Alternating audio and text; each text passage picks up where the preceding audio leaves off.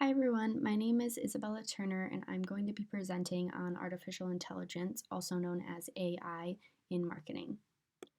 So, a little introduction for those who don't know, AI is basically machine generated intelligence through the use of technology that resembles yet exemplifies human intelligence.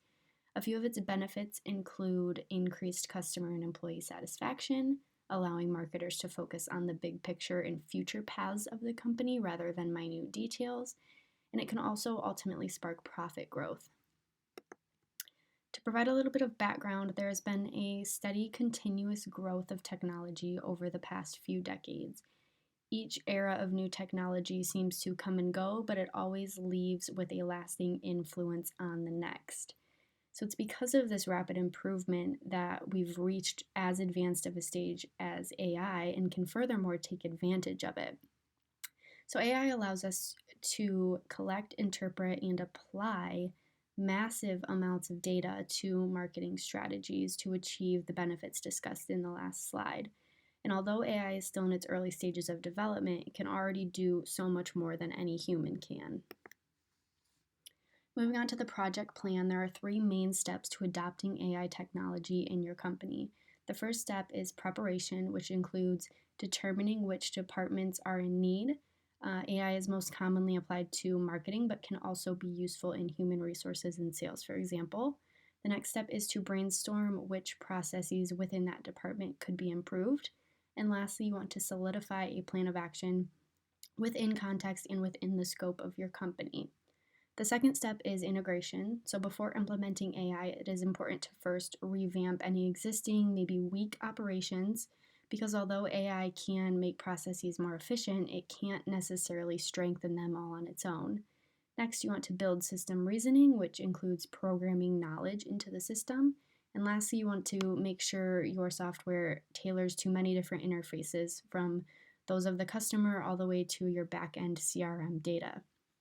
And lastly, you want to implement your AI strategies. So depending on the decisions made in step one or more of these approaches can be used to achieve your desired outcome.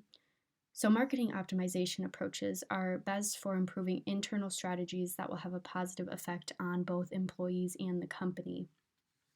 AI can do this through generating optimization algorithms, path determinations, and it can even independently update and improve itself. Next, there's content optimization, which is ideal for improving the customer experience. AI can achieve this through performing in-depth evaluations of social media, creating user profiles, and also determining how scenarios should be presented to different users. AI chatbots can also aid in customer satisfaction by providing 24/7 communication for questions and requests by users without the need for a human to constantly monitor them. And lastly, AI can be applied to talent recruitment processes to determine the best fitting candidate while reducing costs and also saving time. So here's an example of a chatbot in action. Sephora utilizes chatbots to help customers find the best makeup for their needs. Sephora would have programmed AI to recognize different types of questions and then provide the appropriate response while also guiding users to purchase their products. This infographic here shows the importance of personalized experiences, which can be achieved through AI. As you can see, 80% of those surveyed believe personalized content is at least more effective, if not much more effective, than unpersonalized content. To conclude, it is important for companies to recognize the significance of staying relevant and changing with the times. Companies who fail to see the opportunities involved with implementing AI risk being outperformed by other competitors.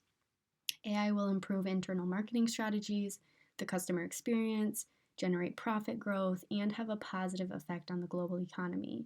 And if AI can achieve all of this now in its early stages, there will definitely be much more to come and much more growth of AI. So here's a list of my references, and thank you for listening.